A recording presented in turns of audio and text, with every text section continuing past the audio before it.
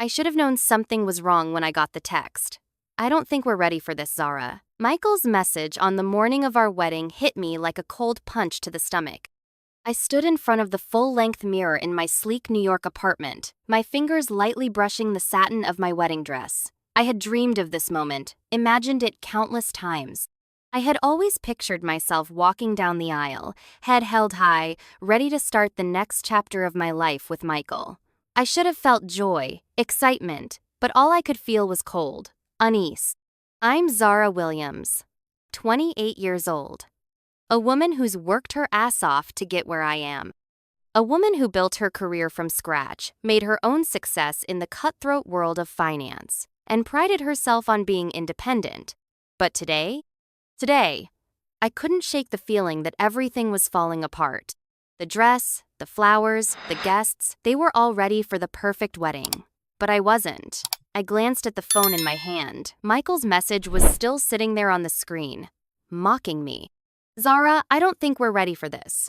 We need to talk after the wedding. My heart stopped. Not today. Not now.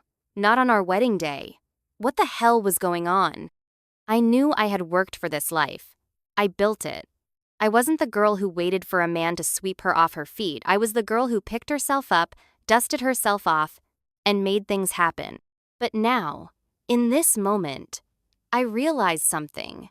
No matter how hard I worked, no matter how much I achieved, it seemed like I was never enough. Not for my family. Not for Michael. I shoved the phone back into my clutch.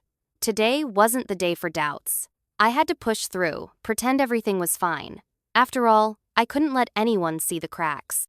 The church was grand. The kind of place where the light gleamed through stained glass, casting colors on the floor. It was supposed to be the perfect setting for the perfect wedding. But as I walked down the aisle, all I could think was, this isn't right. I could feel the eyes of the guests on me, their murmurs of approval, their smiles. But it wasn't my smile that I felt. It was the emptiness inside me. Michael was standing at the altar, waiting for me. But he didn't even look like the man I loved. His face was stiff, his eyes distant. It was like I was walking toward a stranger. Zara, you look beautiful, Michael said, his voice flat, mechanical. I nodded, forcing a smile, but inside, I was screaming. Was this really happening? This wasn't what I had imagined. I wanted the look in his eyes to be filled with love, to know that we were in this together. But instead, I saw only indifference. I took his hand, but it felt like I was holding the hand of someone I barely knew. How did we get here? How did we get to a point where I was standing in front of the man I was supposed to marry? And instead of feeling excitement, all I felt was dread. The ceremony felt like it was happening in another world. The priest's words washed over me, but I couldn't focus. All I could hear was the text Michael had sent me earlier. We need to talk after the wedding? What did that even mean? What was I missing? I couldn't understand why he was acting like this. Why today? Why now? When it was time for the vows, Michael spoke first, his voice steady but detached. He promised to love me, to stand by me. The words were the right ones, but the lack of sincerity in his eyes made them feel like a distant echo. It didn't feel real. Not today. Not with everything hanging in the air between us. The reception was just as empty. I smiled. I made small talk, but my mind was miles away. I watched Michael, his back turned to me as he chatted with his friends. He was supposed to be celebrating with me, but instead, he was a million miles away. What happened to us? As the night wore on, I overheard whispers that stung more than they should have. They were quiet, but I heard them all the same. She's not the one for him. I don't know why he's settling for her. He deserves someone better. Someone who can really help him. The words cut deep, worthless. That's what I had been told my whole life. Not good enough. Not enough to make Michael happy. Not enough to make anyone proud of me. I looked at my reflection in the glass of the champagne flute in my hand. What was I doing here? Was I really going to live the rest of my life feeling like this? A prop in someone else's story? I felt a wave of anger build inside me.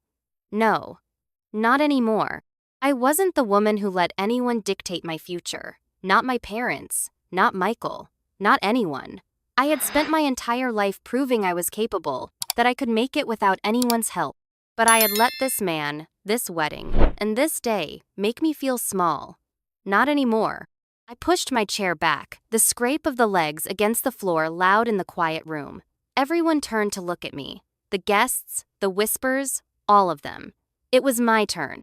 I have something to say, I said, my voice cutting through the air. The room went silent, waiting. I felt their eyes on me, but this time, it didn't bother me. I wasn't hiding anymore. I reached into my clutch, pulling out the envelope that had been sitting there all night. I placed it on the table, and Michael's eyes went wide. He knew what was coming. I've spent my life trying to meet everyone else's expectations. I've been told I wasn't enough, but today, I'm done. I don't need anyone's validation anymore. I opened the envelope, pulling out the documents inside proof of my $20 million in investments, carefully built over the last 5 years. I slapped it on the table. I built this. I've been told I couldn't do it on my own, but here I am, 20 million, and I'm not going to sit in the background anymore. I'm not here to please anyone. Not Michael, not anyone else. This is my moment. The room was still. Michael was speechless, his face pale. The guests looked at each other, unsure of what to make of it. But I didn't care. It was time for them to see me, the real me. I stood there, frozen. The silence in the room felt deafening. Michael's eyes were wide, staring at the envelope I had placed on the table. He looked like he was struggling to process what had just happened. But I didn't care. I wasn't here to answer his questions. I wasn't here to explain myself. I had spent too long explaining, justifying my existence, my choices, my career. Not anymore. His voice broke the silence. Zara, why didn't you tell me? His voice trembled, and I could see the confusion written all over his face. I looked at him, my heart racing, but I wasn't sure if it was anger or something else. Tell you what, Michael, I asked, trying to keep my voice steady. That I built this life on my own? That I didn't need you or anyone else to make it? I didn't tell you because it's none of your business.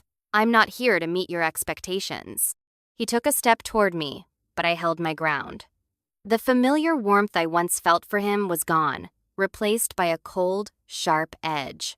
I was done pretending. I've spent my whole life doing things for others, I continued, my voice growing firmer with every word. I've worked my ass off, made sacrifices, fought for everything I have, and I didn't do it for you. I didn't do it for anyone but me. But you, I took a breath, the words like fire on my tongue. You wanted me to be someone else. You never saw me. Not really. Michael stepped back, his face a mix of shock and disbelief. I didn't know you felt this way, he stammered. I thought we were in this together. I shook my head. No, Michael, I was in this. I was the one making it work while you were busy. Whatever it was you were doing. He was silent. I could feel the weight of his disbelief, but it didn't matter anymore. I had said what I needed to say. I turned away from him, not wanting to be in the same space as him anymore. I had already made up my mind. We were done. The rest of the evening was a blur. I don't even remember leaving the reception, but I do remember the quiet when I got home. The cold silence of my apartment was overwhelming. The city lights outside looked beautiful, but they felt distant. I walked over to the window, staring out at the sprawling city below. Everything felt like it had collapsed in on itself. The wedding, the expectations, the smile I had worn all evening, they were all a performance. I sank into the couch, staring blankly ahead. I built this life, all of it. The career, the image, the success. But for what? For whom?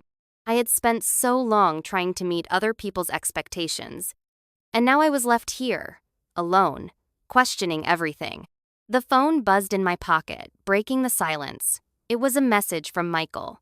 Can we talk? It was simple, but the words felt heavy.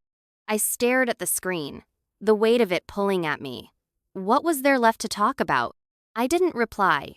I couldn't. I wasn't ready for another round of apologies or explanations. I wasn't ready to hear that he didn't know, or that I was too much. I needed space. I needed to figure out who I was without him, without anyone. I spent the night reflecting on my life. I looked at the documents again, The proof of everything I had achieved. I had worked hard. I had fought for every penny. But what had it really given me? A ring? A day that was supposed to be about love, but felt more like a performance? I wasn't angry anymore. I was just empty. As the first light of dawn broke through the window, I made a decision. It was time to stop hiding from myself. I picked up the phone, dialing the number I had been avoiding for weeks. Rachel. Rachel had always been my closest friend. She knew me better than anyone. But after everything that happened with Michael, I couldn't even look her in the eye. I was embarrassed, ashamed. But now, I needed someone. I needed to talk. Zara?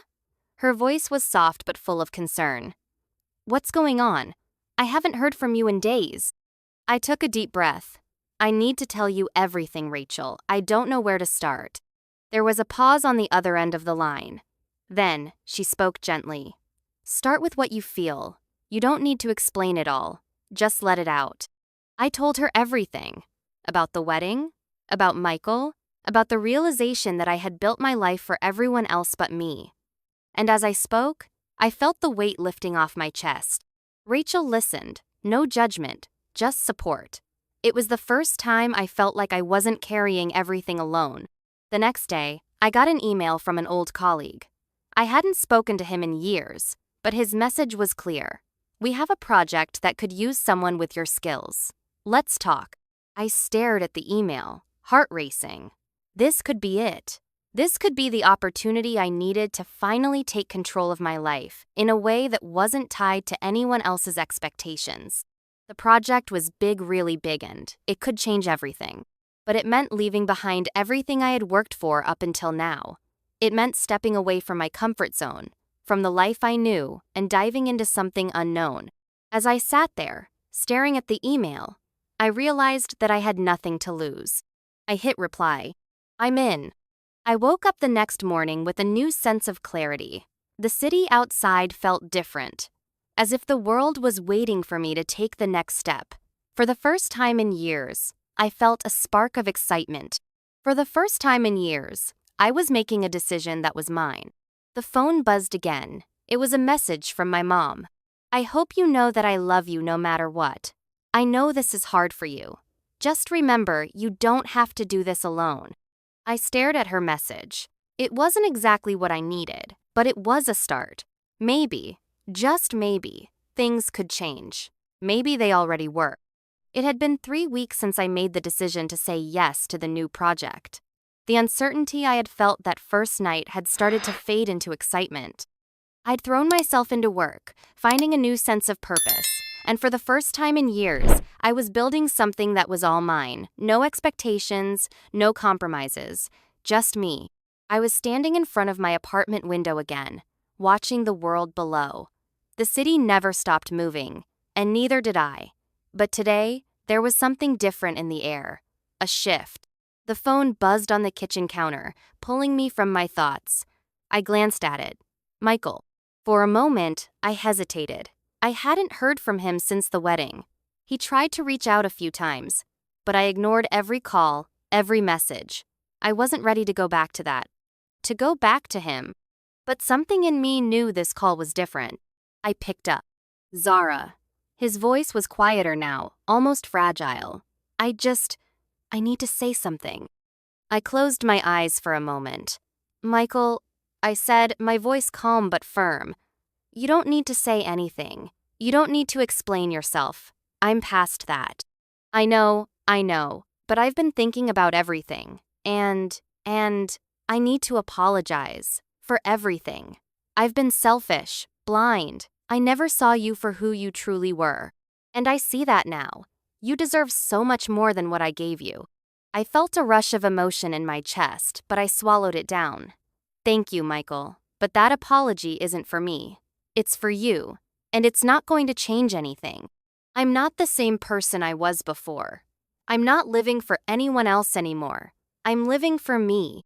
There was a long silence on the other end of the line. I could almost hear him trying to hold it together. But I wasn't waiting for him to say the right things. I didn't need him anymore. Goodbye, Michael. I ended the call. That evening, I went to the office. The project was starting to gain momentum, and the team was already feeling the pressure. It was bigger than I'd imagined, and now that I was in it, there was no turning back. But something was gnawing at me. The project was taking more of my time than I had anticipated, and for the first time in a long time, I found myself questioning, was this it? Was this all there was to my new life? I hadn't realized just how much I'd poured myself into work until it started to consume me. I was at the office late again, looking over some documents, when my phone buzzed again. Rachel. Zara, you're overdoing it. I can hear it in your voice. You're starting to burn out. I rubbed my temples, feeling the weight of the last few weeks hit me all at once. I'm fine. Really? No, you're not, she said firmly. You've been running away from things for so long, but this is different. You can't throw yourself into work and expect everything to magically fall into place. I paused, leaning back in my chair, the exhaustion settling deep into my bones. What do you mean? You've been fighting for so long to prove yourself. You've made incredible progress, Zara. But now it's time to look at the people around you, and look at what you really want. Don't forget what's really important. Her words struck me harder than I expected. I had been so focused on my career, on the success I'd built, that I hadn't stopped to think about the rest of my life, the things I had been missing, the things I'd been avoiding. The next day, I took a step back. I canceled a few meetings, delegated tasks to my team, and went for a long walk in the city.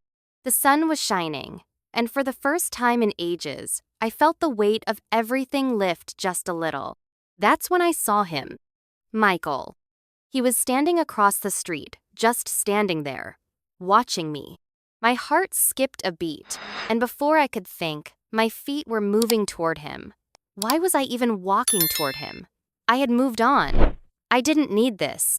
But there he was, standing still as if he were waiting for something. I reached him, and we stood there for a long moment, saying nothing.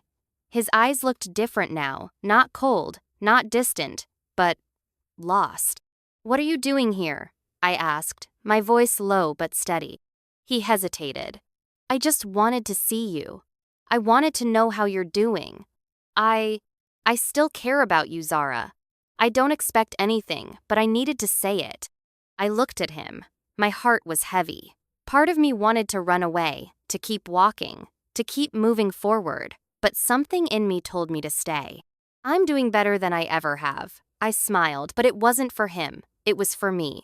I'm happy now, and I don't need you to complete me. I never did. He nodded slowly, his face softening. I'm glad.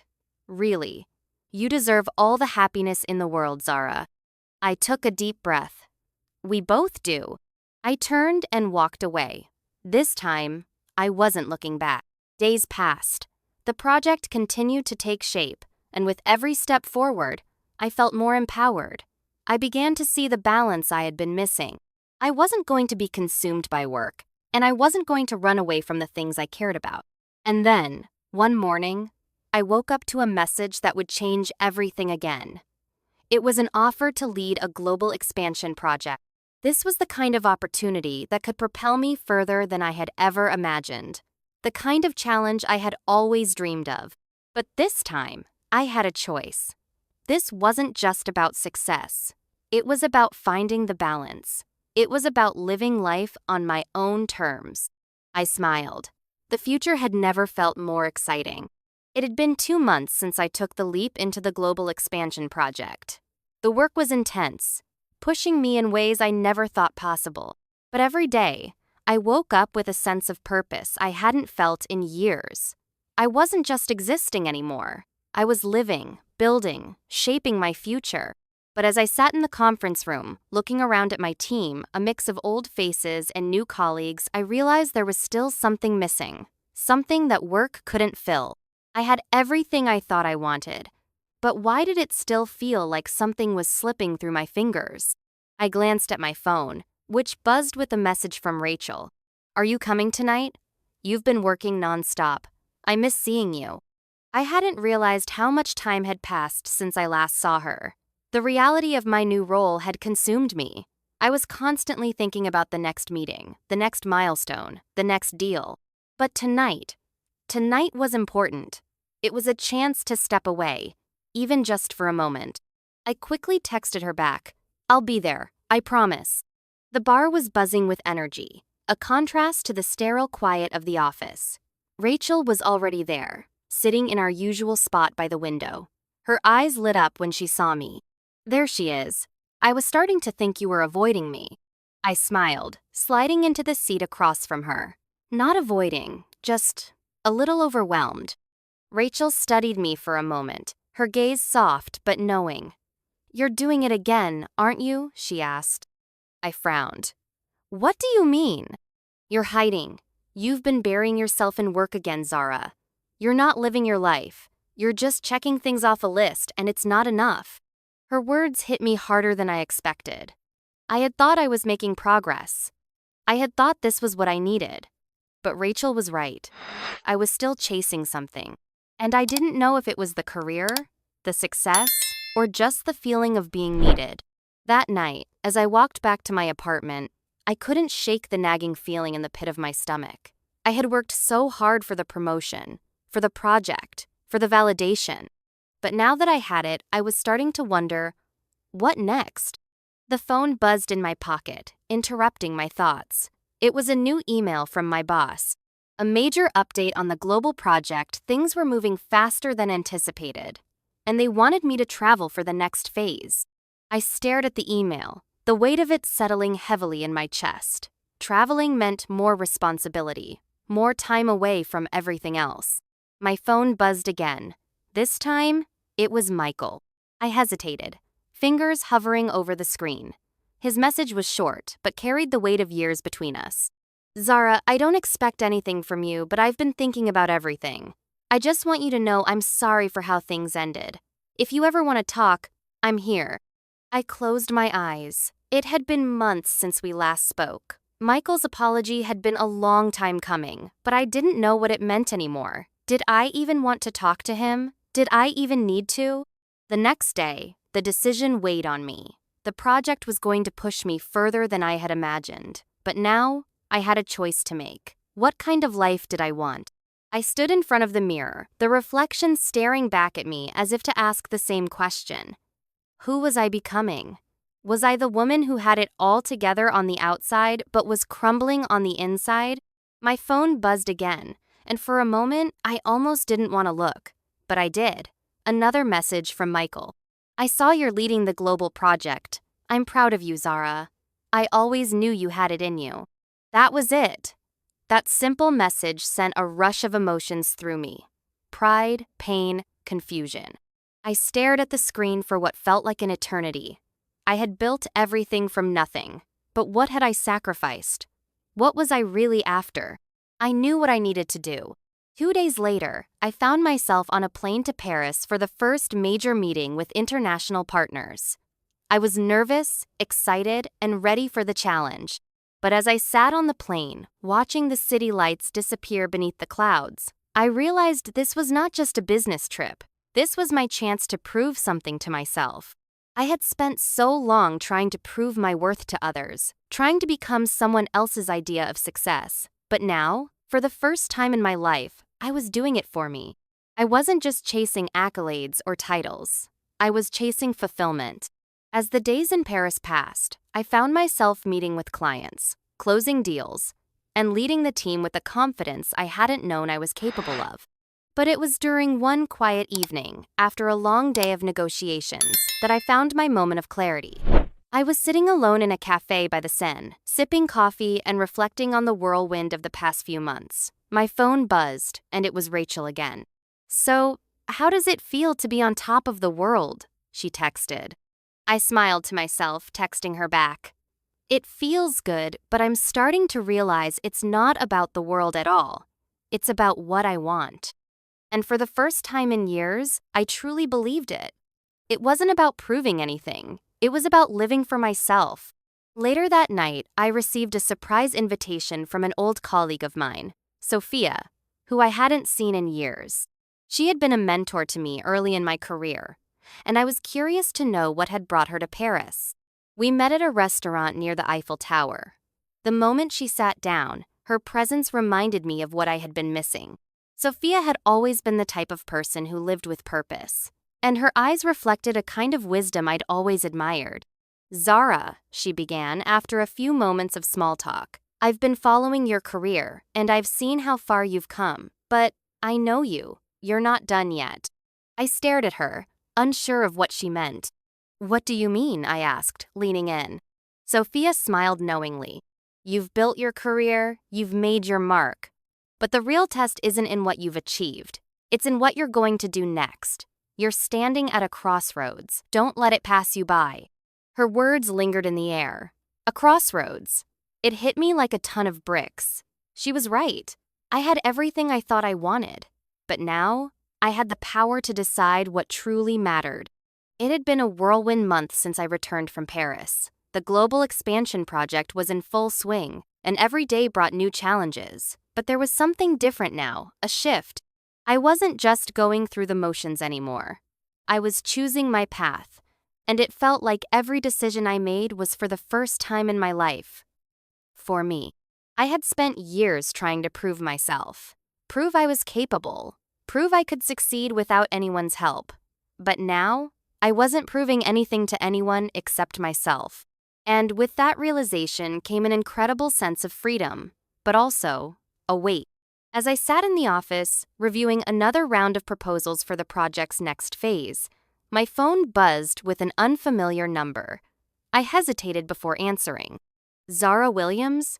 The voice on the other end was clear and professional. "Yes?" I replied, sitting up straighter.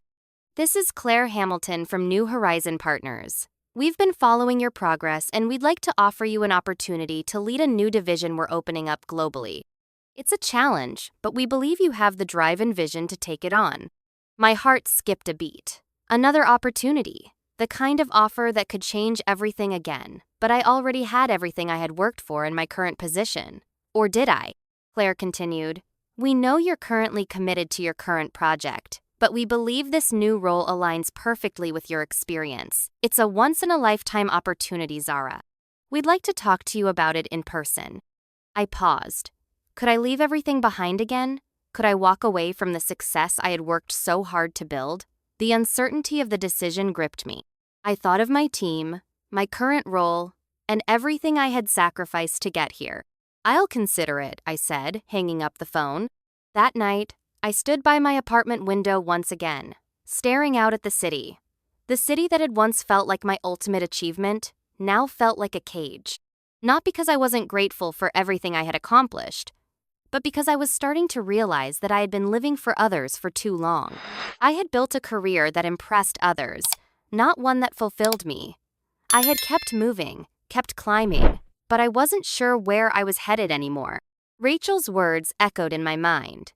"You can't keep running from yourself, Zara. It's time to look at what you really want." What did I really want? I had spent so much time trying to climb the ladder that I hadn't stopped to think about where it was leaning. Was it leaning in the direction I wanted? Or was it a path that someone else had mapped out for me? The next day, I found myself sitting across from Claire Hamilton in a sleek, modern cafe. Claire was polished and confident, and it was clear she knew how to make things happen. She was everything I admired, but also everything I feared becoming. She looked at me thoughtfully as she spoke. "Zara, you've made quite an impression with your leadership in the industry. You've built a reputation for being driven and achieving results, but we believe you have even more potential than you realize. This new division, it's a chance to redefine the industry."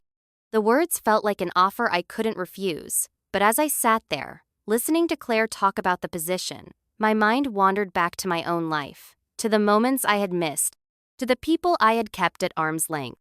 Claire noticed the hesitation in my eyes and leaned forward slightly. "Zara, you don't have to rush into this. But I can tell you this, it's a role where you'll truly be able to make an impact, and it's yours if you're ready." My heart pounded in my chest. I was standing at a crossroads once again, another opportunity to advance, another chance to push further. But was that really what I needed? That night, I called Rachel. I needed her more than ever. "So, what did Claire say?" she asked immediately, as if she already knew what was on my mind. "She offered me the job. It's huge, Rach, but I don't know if it's the right move. I've already got so much on my plate with the global expansion. And now I'm wondering if I'm just chasing more success without ever stopping to think about what I really want. Rachel was silent for a moment, then responded softly. Zara, you've spent your whole life proving yourself, but now it's time to ask yourself, what am I doing this for? You've got the power to choose. Don't let anyone else choose for you. I let her words settle in my mind. I had spent so long chasing the next big thing, but now I had the power to decide what was truly important. I was no longer living for validation. I was living for me. The next morning, I woke up with a sense of clarity I hadn't felt in years. I took a long walk around the city, letting the sun warm my face. I didn't need to rush this decision. I didn't need to prove anything to anyone. As I walked, I realized something. I had already built everything I needed. I had created a life that was mine, independent, and fulfilling in ways I had never understood before. The job offer, the career milestones, they were important, but they weren't everything. I didn't need to climb every mountain just to say I had reached the top. By the time I returned home, I knew what I had to do. I called Claire back. Claire, thank you for the offer. I'm honored, but I've decided to stay where I am. I've already got the challenge I need, and right now, it's the right place for me. The phone call ended, and I sat in silence for a moment, letting the decision sink in. I had chosen my path, not for anyone else, not because of expectations, but because it was the right path for me. I still had a lot to accomplish in the project, but now I was doing it for the right reasons. The people I worked with respected me for who I was, and I no longer had to prove anything to anyone. The real test wasn't about success or failure. It was about finding peace within myself. That evening, I went to meet Rachel. As I walked into the cafe, she was already waiting with that familiar smile. So, what did you decide? She asked. I sat down across from her, smiling for the first time in weeks.